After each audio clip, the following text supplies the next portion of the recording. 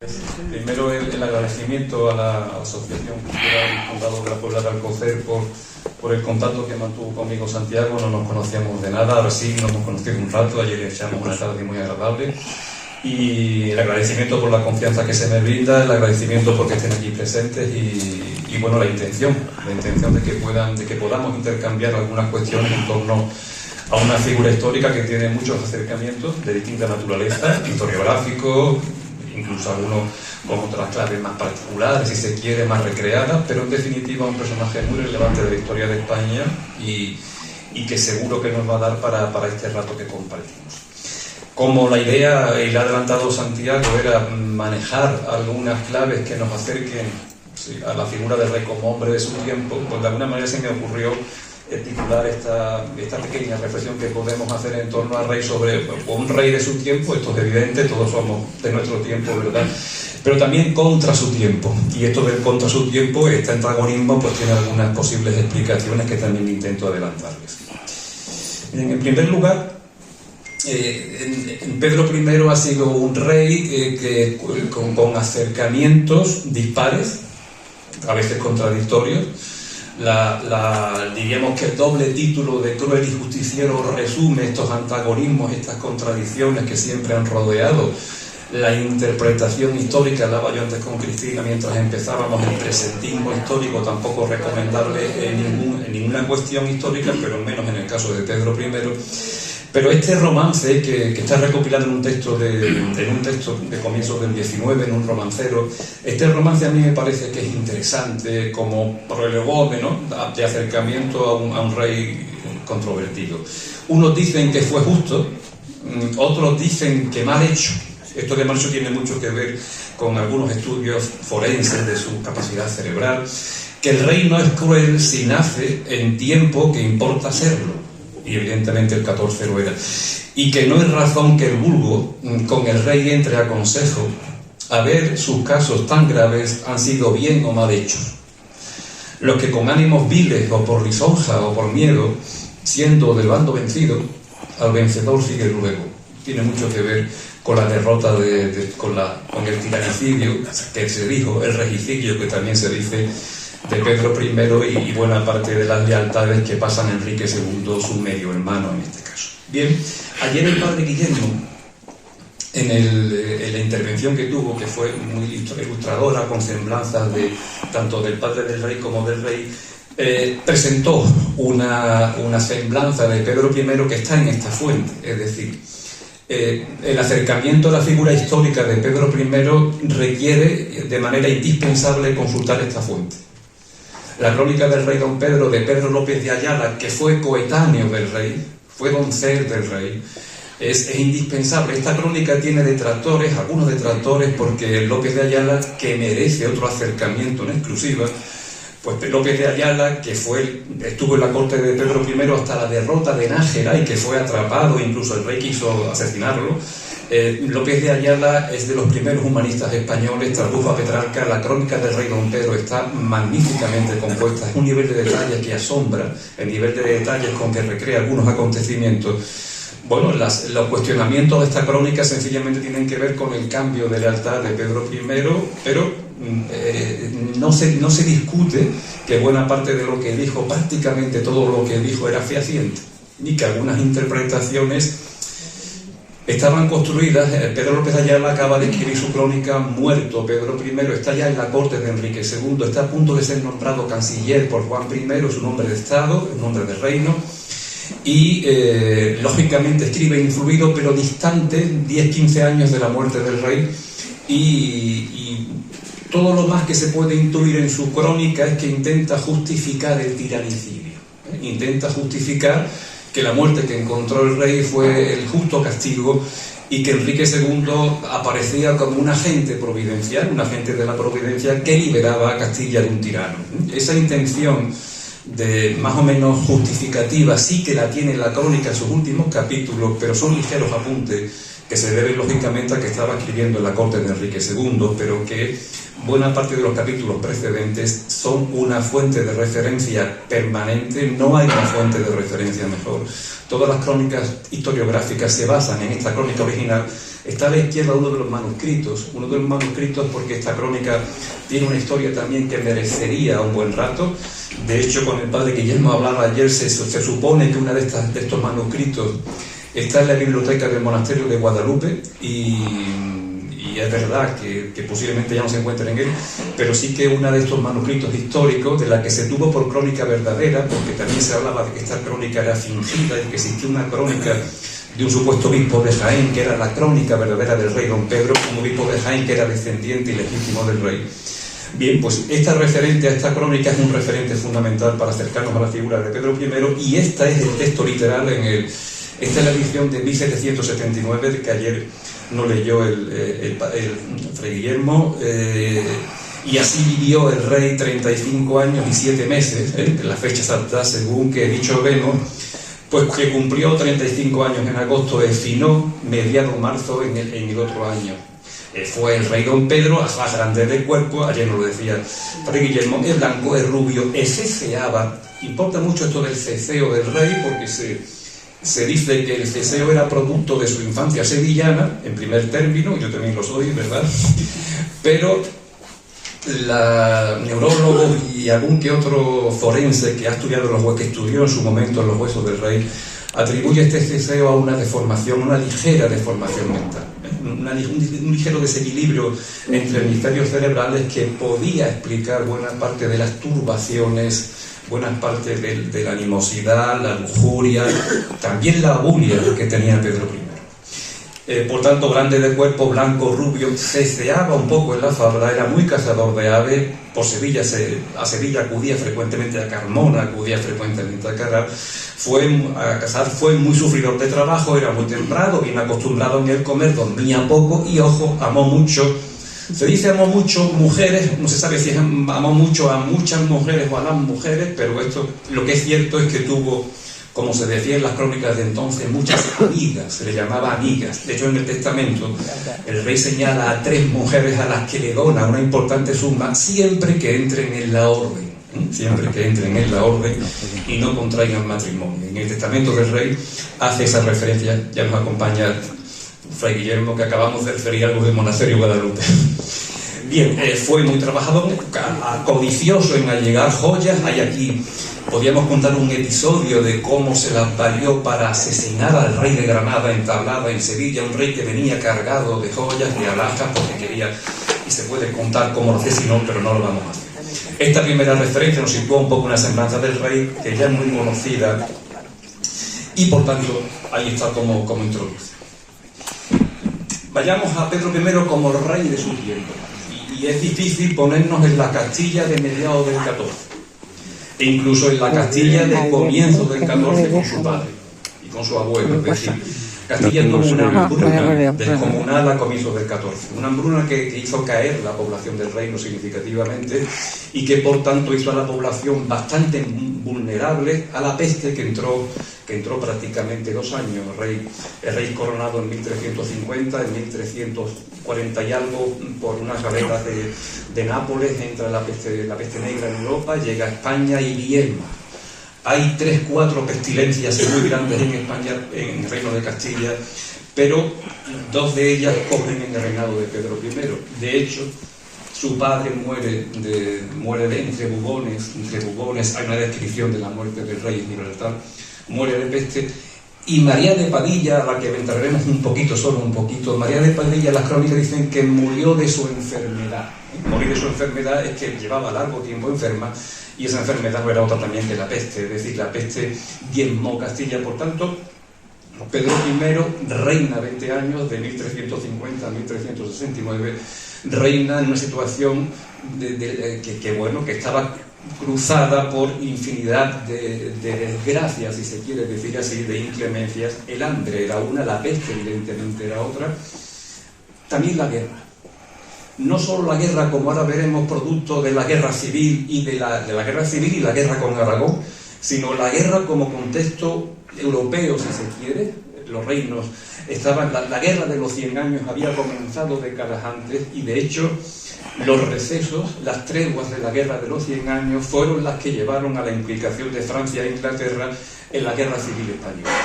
amén de que Alfonso XI prácticamente subastó el matrimonio de su hijo entre el rey de Inglaterra y el rey de Francia, engañó a ambos, murió, y después ya pues María de Portugal y el gran marido Juan Alfonso de Alburquerque deciden la alianza con Francia e interviene, y esto es una cuestión relevante, el Papa Inocencio VI, que estaba ya en Aviñón, y ahora veremos la intervención de este Papa porque es muy sugerente.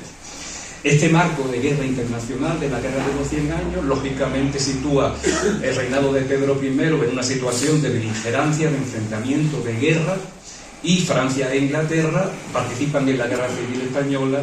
Francia apoya, lógicamente, a Enrique II de Trastámara, y Inglaterra, y esto es muy relevante, como también después veremos, se pone de parte, manda fuerzas, manda al príncipe negro, al príncipe de Gales, para que se alíe con Pedro I, y en las batallas de la Guerra Civil, que prácticamente fueron los 3 últimos años, aunque prácticamente el reinado fue de guerra civil, tenga algunas batallas, pero que no impidieron la muerte del rey. Por tanto, hambre, peste, guerra y cisma.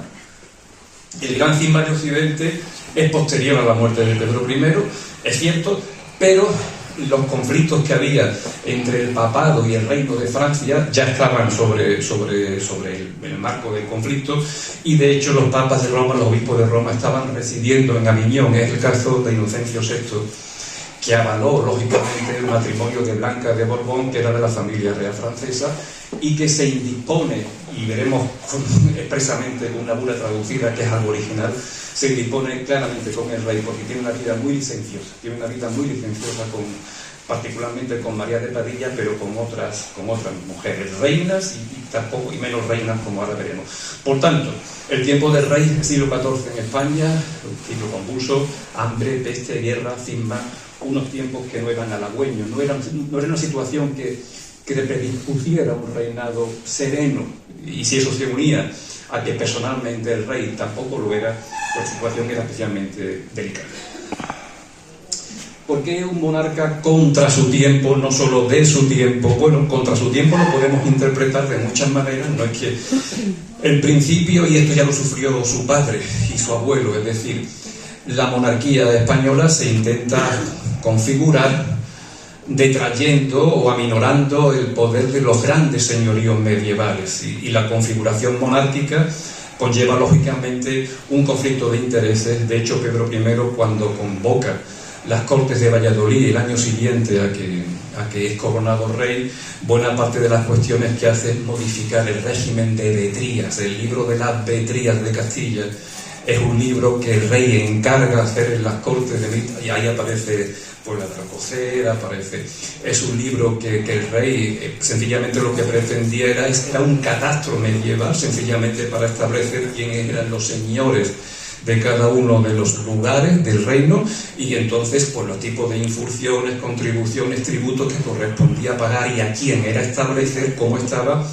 Ese libro de las vetrías es un documento de sumo interés porque configura, diríamos, el catastro de Castilla a mediados del XIV. Por tanto, en esas cortes se regulan muchas formas de establecer los señoríos, muchas formas de establecer los donadillos, las imposiciones, incluso se hace un ordenamiento de barraganas de los clérigos por intentar regularizar un poco un aspecto que era bastante habitual en aquellos momentos.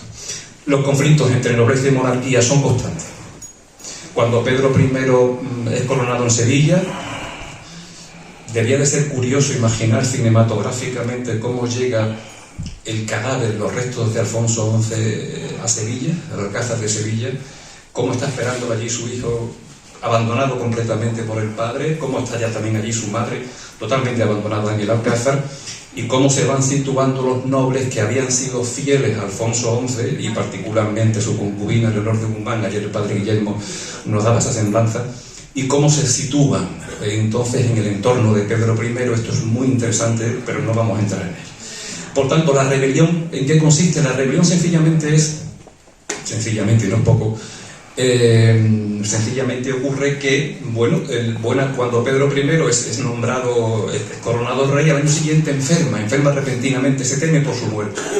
Y entonces empiezan a establecerse sucesiones, opciones para tomar el reino, y en este caso está el infante Fernando de Aragón, que es una de las candidaturas que apoya el marido de Alburquerque y Núñez de Lara, y esos grupos nobiliarios ya empiezan a configurarse como centros de interés, en este caso, y de beligerancia. El rey se recupera repentinamente y da buena cuenta de los nobles rebeldes, porque decide asesinarlos brutalmente, como era propio en el tiempo, puesto que eran traidores al rey, y por tanto decide asesinarlos, ¿no? Por tanto, la rebelión fue permanente. Una rebelión que tenía grandes contradicciones. El rey, y ahora entramos en ello porque es un tema más personal, el rey conoció a María de Padilla en 1351. Ahora veremos una descripción, es decir, la conoció yendo de Sevilla a Valladolid, porque celebraban las cortes en Valladolid, y hay quien dice que fue a la vuelta de Valladolid, conoció a María de Padilla.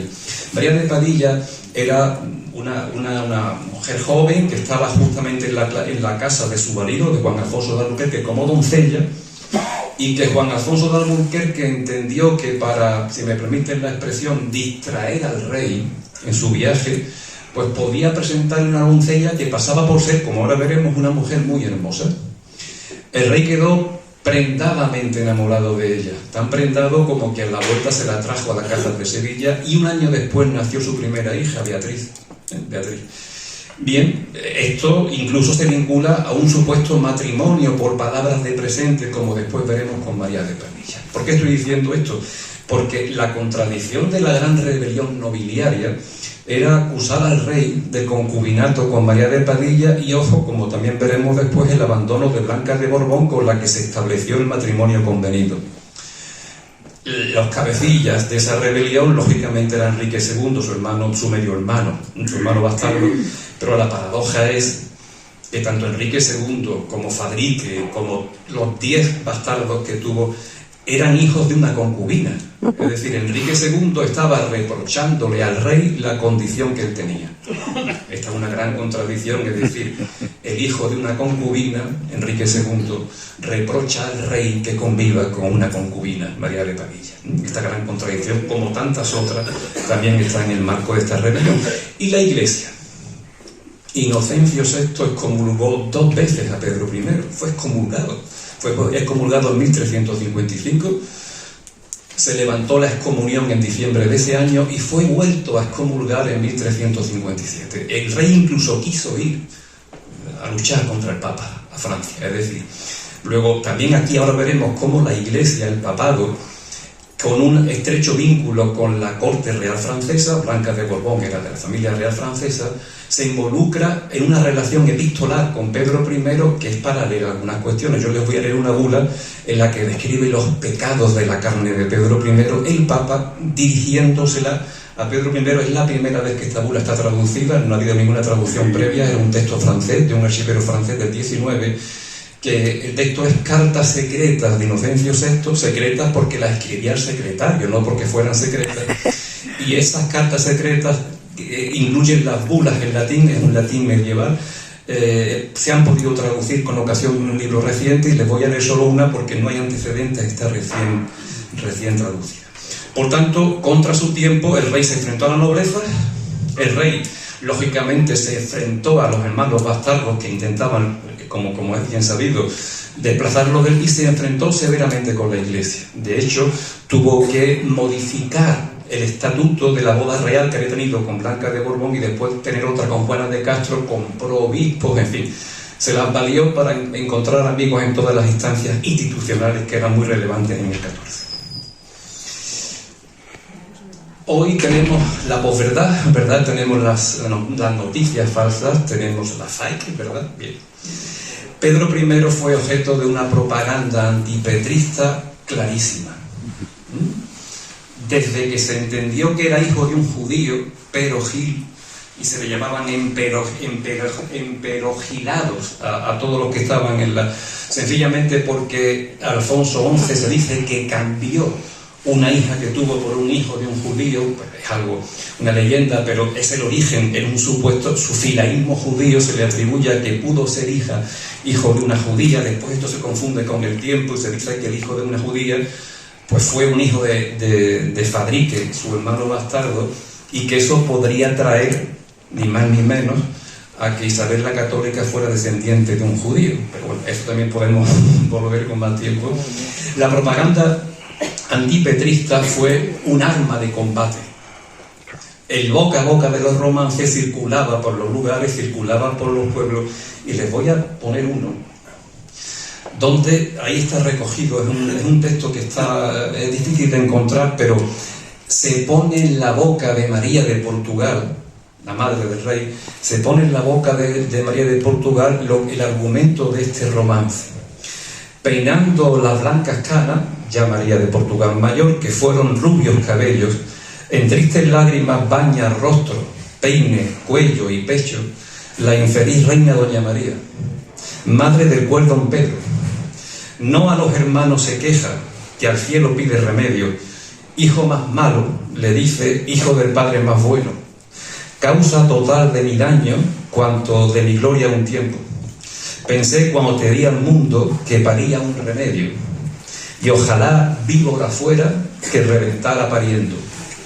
Hizo este reino de España fiestas a su nacimiento. Plugiera a Dios las obsequias celebraran al momento. Nombre tienes de cruel, y eres basilisco fiero, y por ser tan infernal llaman infierno mi cuerpo. Tienes a tu madre presa, es verdad, tu esposa en lugar funesto, también. Un hermano desterrado y otro por tus manos muerto fabrique en Sevilla. Aquí moriré, callando, mas mira bien, tigre fiero, que te cita mi justicia para el tribunal del cielo. Joder, qué bonito. Era una justificación del tiranicidio, es un romance de bastante impacto que es propio de la propaganda antipetrista, como este otro de su muerte, ya veremos dónde, ¿verdad? Encima del duro suelo, tendido de largo a largo, este romance, fíjense abajo, que procede de una silva de mediados del XVI, que tiene después muchos otros manuscritos que la han replicado. Es más, hay un manuscrito casi anterior. Encima del duro suelo, tendido de largo a largo, muerto yace el rey don Pedro que le matara a su hermano. Nadie lo osa alzar del suelo, nadie quiere sepultarlo. Antes la gente plebeya querían despedazarlo, por ser hombre tan cruel y tan mal complexionado. También hablaremos de esto. Ninguno llora por él, nadie hace por el llanto, todos lo tienen por bien, huelgan de belle final. Bendicen a don Enrique, que es el que lo había matado. Todos decían a una, oh buen Enrique honrado, Dios te dará galardón por el bien que has causado en apartar de este mundo a tan cruel tirano. Es decir, era la justificación de que Enrique II era un agente providencial que, en este caso con el tiranicidio, que no regicidio, libraba a Castilla de una fiera. Esta propaganda antipetrista tiene infinidad de romances, de apariciones, con ocasión de la muerte de Blanca de Borbón en Jerez, infinidad que simplemente eran dos muestras porque me parecía que eran suficientes para calibrar. Lo que tienen a la derecha, esa franja, es una miniatura del siglo XV de la genealogía de los reyes de España, una miniatura difícil de encontrar, pero es el castillo de Montiel supuestamente detrás y Enrique II matando a Pedro I, una miniatura que es un manuscrito del siglo XV. Entremos, como decía antes Santiago, le he puesto, con permiso de García Márquez, Del amor y otros demonios. García Márquez tituló una novela excelente, Del amor y otros demonios, y asoció el amor a un endemonamiento. Bueno, de reina en reina y otras amigas. Es decir, Pedro I, pero como todos los reyes de su tiempo, ayer también lo decía Fray Guillermo, tuvo una veleidad amorosa y lujuriosa, cierto es, en nada ajena a la que era común de los reyes de su tiempo. Casi de los hombres de su tiempo, fundamentalmente quienes podían permitirse este tipo de condiciones de vida, claro está. Pedro I, en principio, empiezo por aquí. Blanca de Padilla, este es un grabado del siglo XIX. María de Padilla en el patio de la Alcázar de Sevilla, donde creo que también van a hablar. Pedro I, en una actitud contemplativa pero algo extraña, es un grabado del XIX, No sé si se verá bien, pero hay unos señores, unos cortesanos que están bebiendo agua con una jarra que eran de lata. Bueno, este grabado es de mediados del 19, principios del 20 posiblemente. En el grabado pueden observarse caballeros bebiendo el agua en que se bañó María de Padilla, tal como refiere Fernán Caballero en un cuento breve que escribió en 1868. Esto decía Fernán Caballero: la galantería de aquellos tiempos había introducido la costumbre de que los caballeros bebieran del agua misma en que se bañaban las damas. Era una costumbre medieval. Así lo verificaban en el baño de doña María el rey don Pedro y sus cortesanos. Notó un día aquel que uno de estos no lo hacía y dirigiéndose a él le dijo: ¿por qué no bebes? Prueba esta agua y verás cuán buena y fresca es. No haré tal, señor, contestó el interpelado. ¿Por qué? Preguntó a preguntar picado el monarca. Para evitar, soberano señor, repuso aquel, que si encuentro agradable la salsa, vaya a antojárseme la perdiz. Es un relato contextualizado, recreado de la belleza que supuestamente María de Padilla pues tenía. Bien, vuelvo un poquito. He empezado por aquí solo para decirles que, brevemente, no me quiero... Tenemos hasta las 11 años. Solo para decirles que María de Padilla fue, con seguridad, la primera mujer que Pedro I conoce como rey. Probablemente no conociera muchas más en el Alcázar de Sevilla, porque era joven, bueno, la conoció con 18 años. María de Padilla no era de la alta nobleza castellana, inicialmente. Pero en tanto que se vincula al rey, su tío, Juan de Nestrosa, y su hermano, Diego de Padilla, se convierten en brazos derechos de Pedro I, y la nobleza, lógicamente, se revela ante esa influencia que los familiares de María de Padilla están asumiendo con Pedro I, que está enfrentado a buena parte de la nobleza castellana de su tiempo. María de Padilla permanece con Pedro I de 1351 hasta su muerte en 1351-52, hasta su muerte en 1361. María de Padilla tuvo algún distanciamiento con Pedro I, fundamentalmente en una ocasión. María de Padilla aceptó que Pedro I casara con Blanca de Borbón, y de hecho lo animó a que fuera a Valladolid a casarse, aunque Pedro I no tardó 2 días, por supuesto que también podríamos entrar en volver con María de Padilla y abandonar a Blanca de Borbón, que desde entonces estuvo recluida, confinada hasta su muerte. Curiosamente, María de Padilla y Blanca de Borbón mueren el mismo año, y también poco después muere el Papa Inocencio VI. Se confabulan las muertes.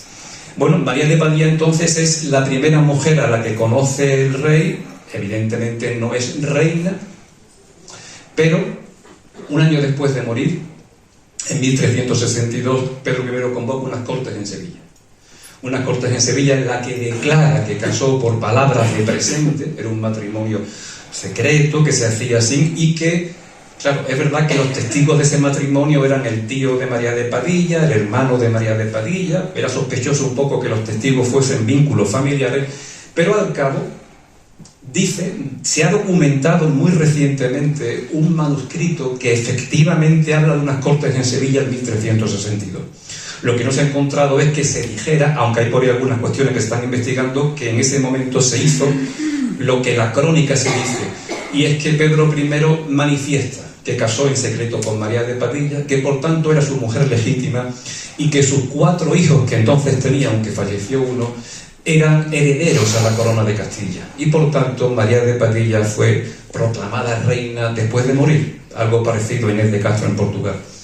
María de Padilla, cuando llega a Sevilla sus restos y se unen, ahora veremos cuándo, con los del rey, se le dio el título de Serenísima Reina. Probablemente tuvo mucho que aguantar a Pedro I, y el título era más que a propósito.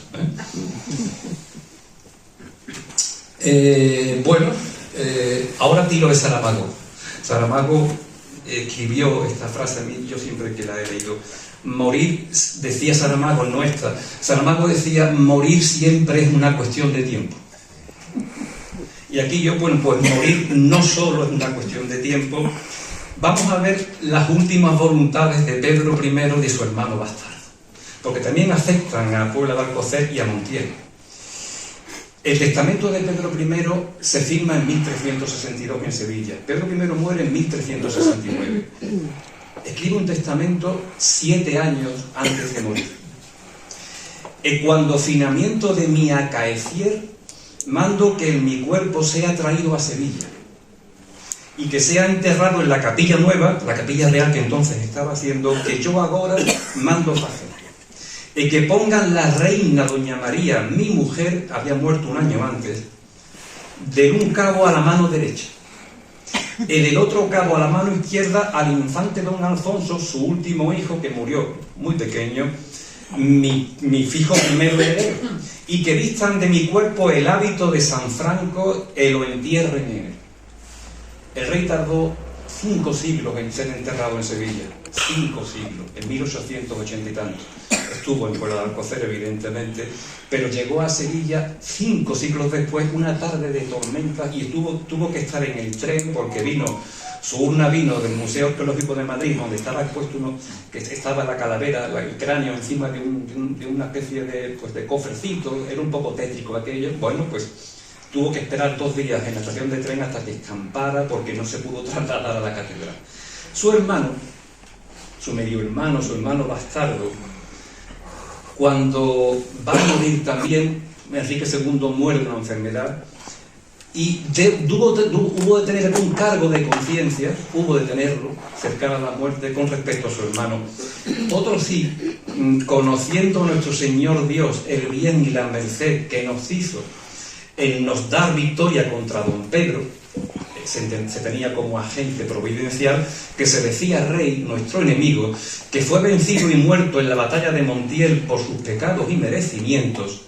Está en su cuerpo en la villa de Montiel, es decir, en 1374, Enrique II dice que estaba en la villa de Montiel, pero esto de Montiel tiene, y después lo tendrán interpretaciones, como quier que no lo debíamos hacer por sus obras y merecimientos, por eso no lo merecía el rey, pero conociendo a Dios la dicha gracia en merced que nos hizo, según dicho es, tenemos por bien y mandamos que sea hecho y establecido un monasterio en que haya 12 frailes cerca de la villa de Montiel, que sea dotado el dicho monasterio de hogares y de bienes raíces que se puedan mantener de dicho 12 frailes, y que sea enterrado dentro del dicho monasterio el cuerpo del dicho don Pedro ante el altar mayor, y que sea hecho y obrado en el dicho monasterio camino de Santiago, y que los dichos frailes sean tenudos de rogar a Dios por el ánima de don Pedro, que Dios le quiera perdonar.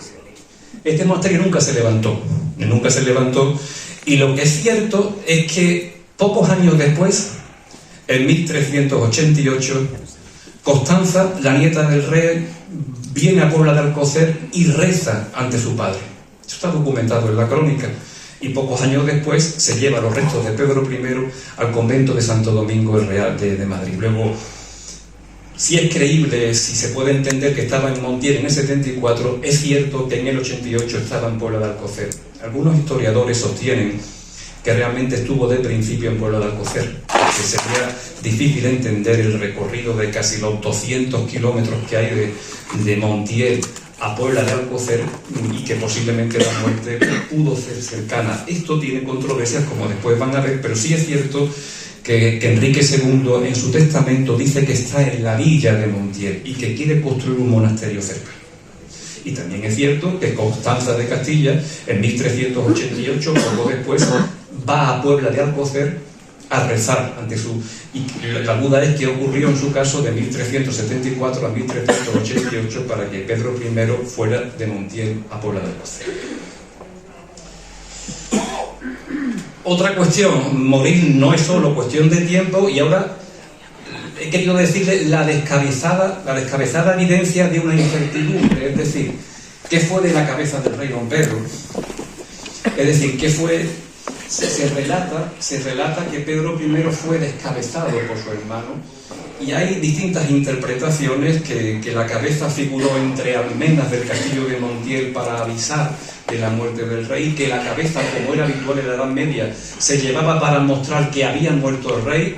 Si no moría el rey, moría un noble, mostrando la cabeza se evitaba que impostores dijeran que era el que había muerto y pasaran por el que había muerto. Es decir, era frecuente que las cabezas circularan como testimonio de la muerte del primero.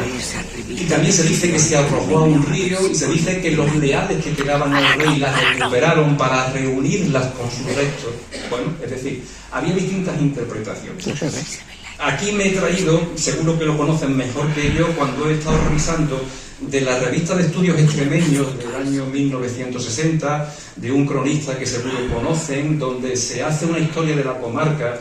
Se da a entender estas circunstancias de la posible muerte y enterramiento en la comarca de la Puebla de Alcocer, y se dice claramente esta cuestión. Puede que sea algo secundaria también la interpretación, pero como está ahí y como afecta al debate que van a tener, ya en el 60 hubo este pronunciamiento, ciertamente por un cronista local. Después lo reprodujo el mismo cronista, ahí lo tienen, Vera Camacho, en la revista Alcántara, en el año 1361. Murió don Pedro I el Cruel en Extremadura, y se pronuncia. Aquí hace un desarrollo donde intenta justificar con evidencias, no les quiero cansar, pero con evidencias, por qué sostiene que debió morir en Extremadura.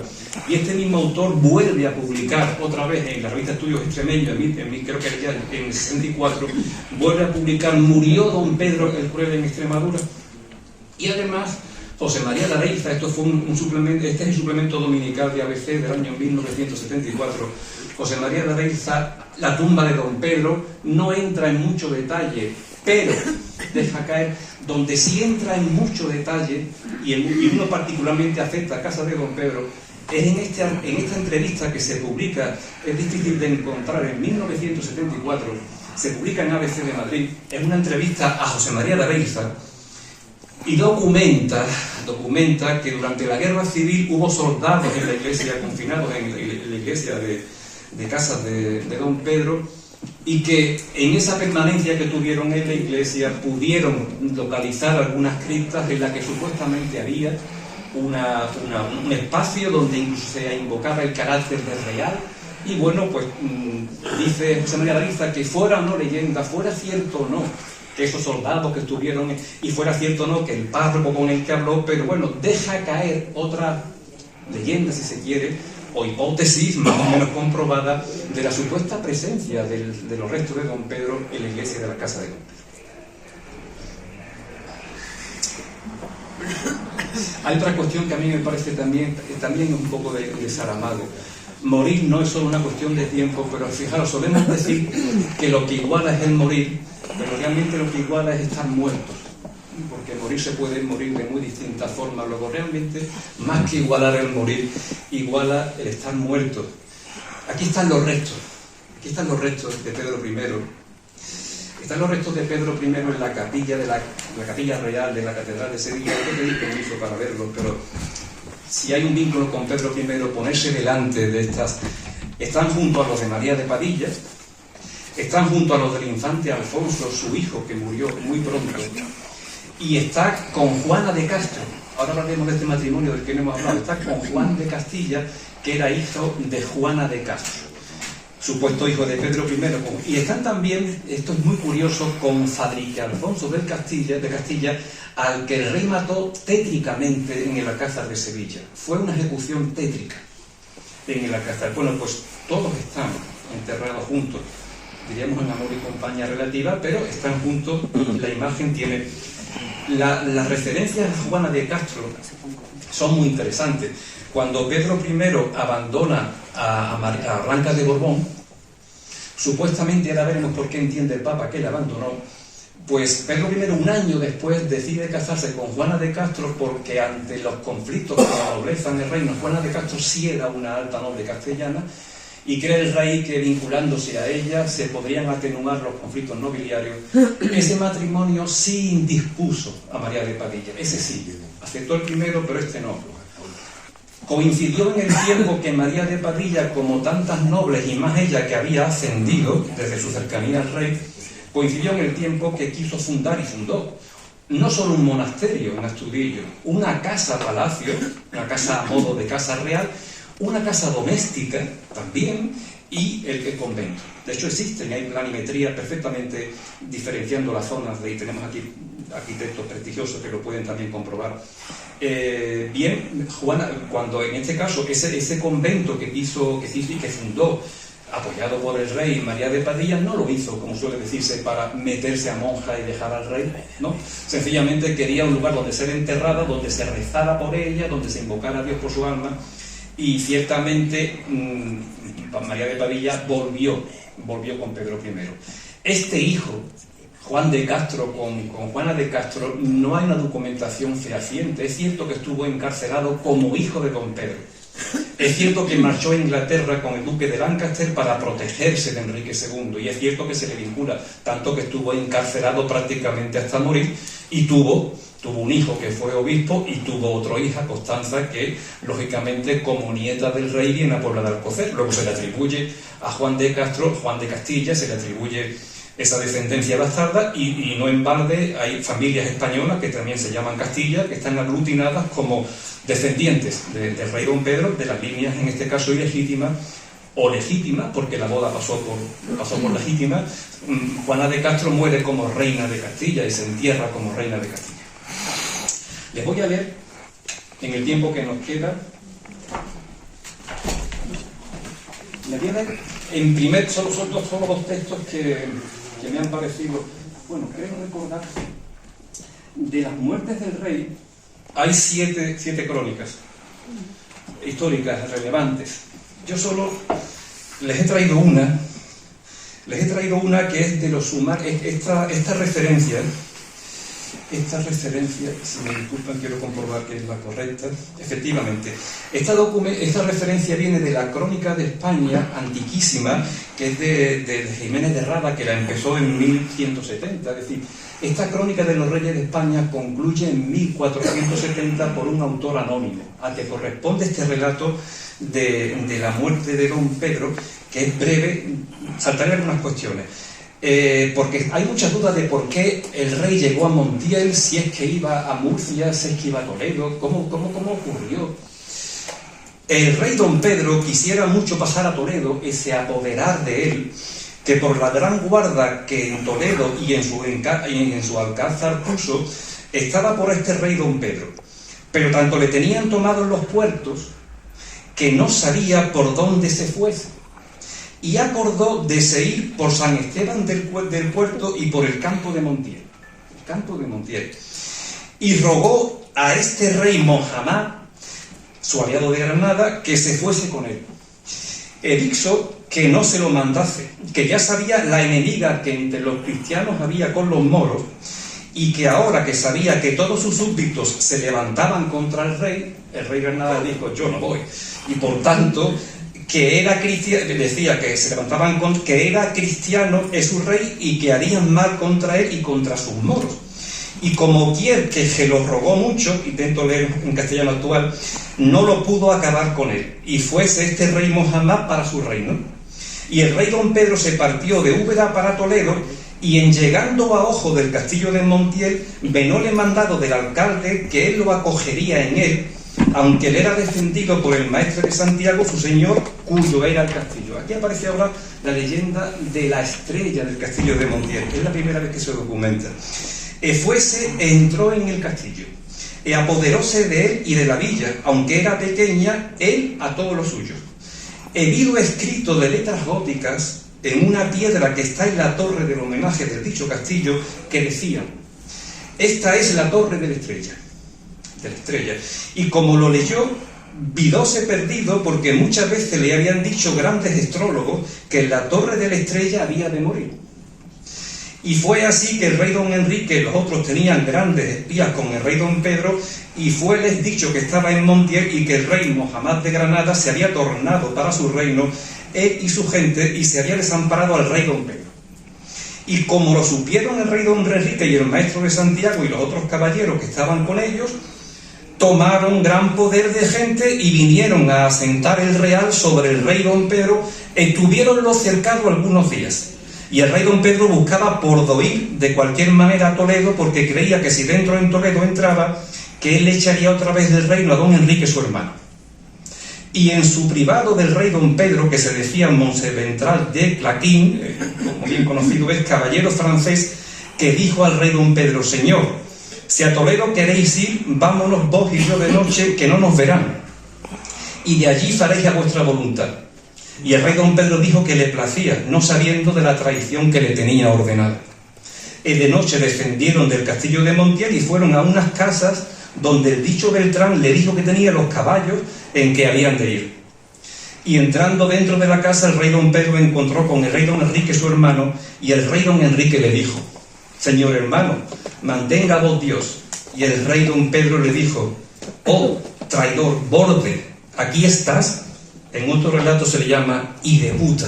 Aquí, traidor, borde, aquí estás. Y arremetió a él por le dar con la lanza, pelearon tanto en uno hasta que vinieron a brazos. El rey don Pedro, aunque no era tan alto de cuerpo como el rey don Enrique, sí lo era, esto es un error de la crónica, pero que era de fuerte cuerpo y de gran corazón, echó en tierra al rey don Enrique y luego el rey don Pedro le quiso degollar. Pero Monsel Beltrán y otros que ente estaban no le dieron lugar, mas antes resolvieron al rey don Enrique sobre el rey don Pedro, lo revolvieron, y el rey don Enrique luego lo degolló, le cortó la cabeza, y fíjense, y fue llevado a sepultar su cuerpo a la Puebla de Alcocer. Y estuvo ende hasta que doña Constanza, priora de Santo Domingo el Real de Madrid, nieta de este rey don Pedro, por mandado y licencia del rey don Juan II, bisnieto del rey don Pedro, fueron llevados sus huesos al monasterio de Santo Domingo el Real de la Villa de Madrid. Por tanto, se documenta, este es un texto del siglo XV, se documentan aspectos interesantes desde mi punto de vista para situarnos en este contexto de duda, es un texto del siglo XV. Acabamos con la bula, con dos cuestiones. La bula, una de las bulas del Papa, donde van a ver, es una carta del Papa a Pedro I, la escribe el 28 de abril de 1354, en enero siguiente lo excomulga. Pedro I entonces está en concubinato con María de Padilla desde 52, se había casado con Blanca de Borbón en el 53 y con Juana de Castro en el 54. El primero era un matrimonio reconocido y los dos segundos quería que pasaran, el de Blanca de Borbón inválido y el de Juana de Castro válido. El Papa, reacción: de todo corazón quisiéramos callar lo que escribimos. Va dirigido al Papa, va dirigido por el Papa directamente a Pedro I, está en el Archivo Vaticano. Esto no tiene una traducción anterior en España y por eso me permito en castellano, no tiene traducción anterior en castellano. De todo corazón quisiéramos callar lo que escribimos. De todo corazón quisiéramos guardar en silencio esto que nunca nos podría complacer haberlo pensado. Pero dado que el conocimiento público de tus nefandos actos ha cobrado fuerza a los ojos de casi todo el mundo, y el celo del amor paterno es tildado de odio si no evidencia las culpas de los hijos, nos vemos empujados a hablarte con palabras desagradables y a reprenderte con mayor severidad por los pecados que estás cometiendo. Esto, hijo queridísimo, y dice el Papa, si es que este nombre que antes te correspondía no lo ha engullido la abominación del crimen cometido, los reyes y príncipes católicos, entre los que deseamos que te cuentes, meditando con prudencia y preocupándose saludablemente por servir más que por mandar, se han afanado por avanzar siempre por los caminos de los mandatos del Señor, con pasos impolutos y corazones puros, y por mantener el temor a éste, a fin de hacerse merecedores de conservar su amor. Y ahora viene la reprimenda. Tú, prefiriendo irreflexivamente todo esto, y descuidando con cierta ligereza propia del espíritu joven los comienzos de tu edad, que habías decidido consagrarlos a servicio de Cristo, como tuvimos conocimientos con infinita alegría, tanto por las cartas como por los mensajeros que nos enviaste en un pasado reciente. Las cartas eran que María de Padilla se iba al convento. ¡Ay, los empleas irrespetuosamente en estos asuntos! Dice el Papa, ¡ay, qué dolor! Los destinas sin pudor a estas obras por las que, peligrosamente alejado del amor de Cristo y haciéndote odioso para Él, a menos que prudentemente te liberes del polvo del hedor y del lodo de la hez, a los que vergonzosamente has estado unido, y redimas todos tus pecados con el fruto de tus mejores acciones, compartirás suerte con los réprobos. Entra en materia. Fíjate que ya casi ha retumbado el orbe con los rumores de tus crímenes. Fíjate que resuena en los oídos de casi todos la fama divulgada de tus pecados, los cuales engullen el bienestar, ensombrecen la claridad, oscurecen la gloria, se denigra la dignidad, el honor se torna falto de gloria, y la fama regia, ahogada antes de su nacimiento, es maltratada en boca del pueblo. Además, mientras tú, quien seducido por una de tus concubinas, a la que habiendo salido al terreno del placer público, por así decirlo, habías acogido abiertamente en tus abrazos abominables, y en ilícita unión, abandonando desde hace tiempo con impúdico proceder el pudoroso lecho de nuestra queridísima hija en Cristo, Blanca, reina de Castilla y de León, tu ilustre esposa daba la impresión de que, recobrando el sentido, asumiendo espíritu de compunción y confirmando tu voluntad en la virtud del Señor, quien os unió a ti y a la reina con vínculo indisoluble, esto es, con el pacto de matrimonio, repudiabas completamente a esa concubina y la aborrecías como a víbora que corree las fuerzas de tu cuerpo y de tu alma. E ibas a llamar al tálamo real a la mencionada reina, de la que se dice que es rigurosa en el pudor, agradable en las costumbres, madura en la honestidad, laudable en la conversación, y lo mismo que destaca brillando con el esplendor de su ilustre sangre, del mismo modo está adornada con los collares de todas las virtudes. Hace un panegírico de Blanca de Borbón, como están viendo, y la ibas a tratar con los honores que le corresponden y con el cariño debido.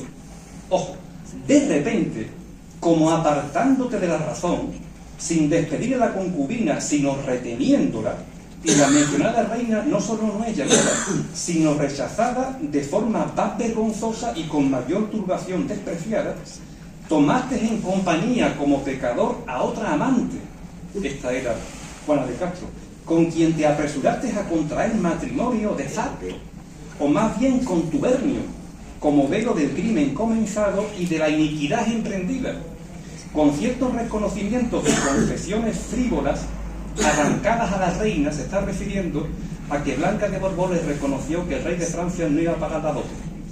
Ciertas, dice el Papa en este caso, arrancadas previamente a la mencionada reina mediante el uso de una fuerza y medios desproporcionados, no ya para la fragilidad del sexo femenino, sino para la fortaleza de cualquier hombre. Se entiende, el Papa entiende que Pedro I amenazó a Blanca de Borbón para que le confesara que no iban a pagar la dote. Y presentando tú además cierta protestación falsa, esta que acabo de decirle, que con todo dejaste sin ningún valor con las acciones contrarias que siguieron para grave injuria de tu creador. Ya concluye, culmen de tu confesión y oprobio de todos a los que ilustran el esplendor de la dignidad real. Y ello sin advertir que el sacramento del matrimonio instituido por el Señor tiene un poder tan grande y tan virtuoso que nadie puede romper sus ataduras, nadie puede deshacer sus nudos. ¡Qué crimen! ¡Qué sacrilegio! Príncipe, tú que fuiste colocado por el Señor para corregir los errores de los demás, los haces delirar con el ejemplo de tus malas acciones. Y la espada que te fue concedida para llevar castigo de los malhechores y gloria de los buenos, las conviertes en temor de una joven inocente, Blanca de Borbón. ¡Qué crimen! ¡Qué sacrilegio! Rey, los pueblos que habías tomado a tu cargo para dirigirlos los llevas al extravío, y estropeando los rectos caminos de la justicia con los sesgos, corres precipitado no al ultraje de cualquier hombre, sino al de la otra parte de tu propio cuerpo. Ya concluye, regresa pues, regresa de la región de la discrepancia, rompe las ataduras de tus pecados, y saliendo del yugo del poder egipcio, entra en la tierra de libertad de la salvación, espolvorea tu cabeza con cenizas de contrición, límpiala con el aceite pringoso de las pecadoras, lava las impurezas de la concupiscencia con lágrimas de compunción, y purificando las manchas del pensamiento con agua de penitencia saludable, retoma el temor del Señor, ya que el hombre dichoso que teme al Señor también será en la tierra su poderosa semilla. No vaya a ser, Dios no lo quiera, que amodorrado te duermas profundamente en el pecado, y Dios no lo quiera que te duermas en el pecado, y Dios celoso, promoviendo su celo contra ti para castigarte, como una sombra, te arrastre cuando decline y borre tu recuerdo de la tierra. Es decir, es un poco extensa, pero como es la primera traducción de esta bula, y revela la correspondencia directa que Inocencio VI mantiene con Pedro I y cómo le recrimina, años después lo excomulga, le levanta la excomunión en diciembre, vuelve a excomulgarlo. Inocencio VI muere en 1361 y Pedro I le sobrevive y sigue con sus enfrentamientos constantes con el papado. Y finalmente hay una leyenda, esta sí que es leyenda, que con la que concluyo, es una novela que saldrá pronto, porque es una profecía alquímica del rey Arturo, que era un astrólogo árabe, Benahadín, que tenía mucha afinidad con Pedro I. De hecho, venía mucho a Sevilla a hablar con él, porque era un sabio granadino, Benahadín. Se documenta que muerto el rey en Montiel, o donde fuere, en el arca que tenía en su asentamiento, su tienda, apareció este texto, que es recreado, pero que en la crónica medieval aparece, este texto donde se augura, y con esto acabamos, el fin del rey, el fin y su reinado. Es una recreación que me he permitido hacer y que también me permito compartir con ustedes. En las arcas que los muertos dejan sin prevenir, que no volverán a ordenarlas, se guardan, como en el fondo de los mares, así se ha dicho, secretos valiosos.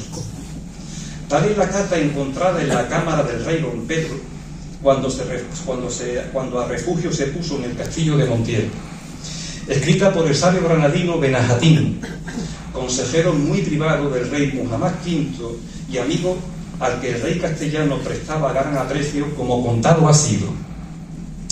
Don Pedro, antes de salir de Sevilla para defender Toledo del cerco que puso su medio hermano, el conde don Enrique, en su segunda entrada en Castilla, porque no fue la primera, para tomarlo, debió consultar profecías que le valieran o inquietaran, y dio con esta del mago Merlín, consejero del rey Arturo de Camelot.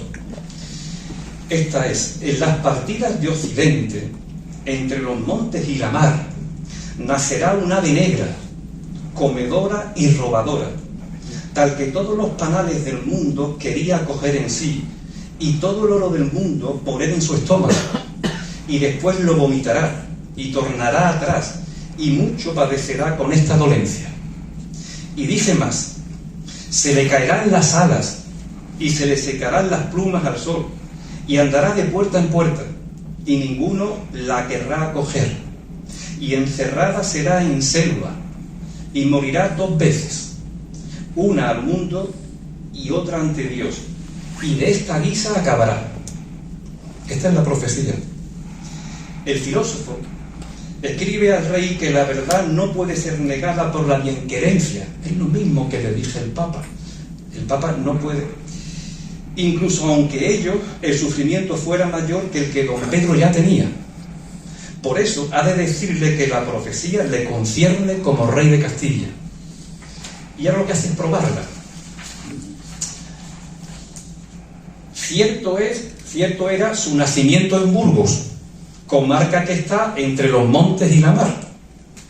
Advertirse podía también, en las claras palabras del filósofo Benahadín, que tenidos eran por comedores y robadores los reyes que acucian los saberes, los algos y las rentas que a ellos no son debidos, ante lo que don Pedro tiene mala nombradía, porque los hace robar y tener mucho más por la codicia que por el derecho. Al rey don Alfonso, padre del rey don Pedro, se refiere el sabio granadino para explicar que muchos señores del reino acostumbrados eran a vivir con gran placer por las buenas costumbres de don Alfonso, gozo que procura tanto deleite como el sabor de la miel. Pero don Pedro, dice el filósofo, tira los placeres de sus súbditos por los muchos desafueros, atropellos, quebrantos y amarguras que gasta cada día y provocan crueldad, sangre y muerte. Luego, quitando los placeres a los de su señorío, con los deleites se hacía por robador de ellos. No se anduvo con remilgos Benahadín para reprochar al rey, de lo cual creo que eres sabedor, aunque parece que no curas de esta cosa. La manifiesta y desordenada codicia que usaba acrecentando tesoros sin conciencia ni vergüenza en fortalezas y castillos donde asegurarlos, aunque no pudiera caber con ellos en todo el mundo, huyendo de un lado a otro y le turbara sobremanera la merma. De suerte que, como manifiesta la profecía, bien llevaría el rey los tesoros en su estómago, si así pudiera no partirse de ellos en estas postrimerías del reino que tanto alboroto acarrean.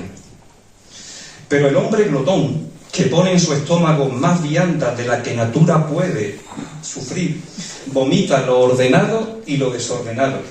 Por lo que el sabio escribe a don Pedro que así puede ocurrirle, dado que al allegar tesoros con codicia desordenada, acontecer debe de la misma forma y perderá lo ordenado por lo desordenado, sin que el vómito encuentre ningún remedio de sanidad. Las alas del rey, con las que volar puede de unas tierras a otras, son los hombres grandes en linaje y en sangre, los muy privados con quienes hace sus consejos. Mas cuando los naturales no están ufanos y satisfechos, sino contrarios y con malquerencia, el rey no puede hacer voladuras sin lesión de su cuerpo y gran daño de su estado. Por tanto, no caben vuelos a don Pedro, porque las plumas enteras y los fuertes cuchillos que solía tener en sus alas para volar caídos son. Pues los naturales y nobles más poderosos, aquí comparados, han puesto en olvido al rey, mudando su querencia a su medio hermano. Por ser más temido que amado y loado, las puertas serán cerradas a don Pedro cuando busque refugio y amparo, o en compromiso y gran riesgo se pondrán quienes las entreabran. Para esclarecer el encierro del ave negra en selva, y esto es interesante, el sabedor Benajatín ha tenido que consultar libros de hechos antiguos hasta dar con que en la tierra que llaman de Alcaraz había un castillo cuyo nombre era Selva, hasta que fue cambiado por este otro nombre de Montiel con el que ahora se le conoce. Por consecuencia, si don Pedro es el rey de la profecía, el castillo de Montiel será el lugar del confinamiento que se anuncia, y cerca de él habrán de suceder las muertes con que la profecía se cierra. Pero estos últimos secretos escapan al sabio y solo pertenecen a Dios. Concluye el filósofo su carta al rey afirmando que si bien todas las declaraciones de la profecía parecen contra don Pedro por las probanzas expuestas, tal como se comprueba de una parte a otra con esa ave negra que el mago Merlín supo que un día nacería, para la postrera significación que se ocupa del encerramiento y de la muerte, antes hace el sabio granadino adivinanza, aunque reprobada debe ser esta en todo buen juicio, que encuentra producto del saber. Por tanto, su explicación, al ser materia oscura, corresponde a quien en las alturas tiene el sumo poderío y reserva entre sus inescrutables secretos el arcano del porvenir. Quiera Dios, se despide de Najatín, guiar la aventura del rey y desviarla, para que las cosas antedichas no tengan de hacer en don Pedro la ejecución que traen tan espantosa. Esta es una profecía artúrica, sugerente, legendaria, pero que concatena muchas de las vicisitudes que don Pedro protagonizó. Ahí tienen una reproducción de un retrato de la Casa de Sevilla, de la Galería de los Reyes. Es una reproducción del siglo XIX que se aproxima ligeramente. La iconografía de Pedro I está toda destruida. Enrique II destruyó buena parte de los documentos, las providencias, las representaciones. Quiso una Dalmatio memoria y para que no existiera, hubo un puente entre Alfonso XI y él, y Pedro I no existió, figuradamente hablando, y por tanto hay muy pocas maneras. Y este retrato pues tiene un cierto valor porque es de las poquitas representaciones que hay de don Pedro, que como hemos visto así ligeramente y no me cuelo más en una hora, pues le agradezco muchísimo la atención. Discúlpenme si no rápido, sencillamente por presentarle. Había mucho que hablar, hemos acotado muchísimo, el rey tiene mil y una vicisitudes, pero era cuestión de situarles algunas que son relevantes para poder acercarse al rey. Muchísimas gracias.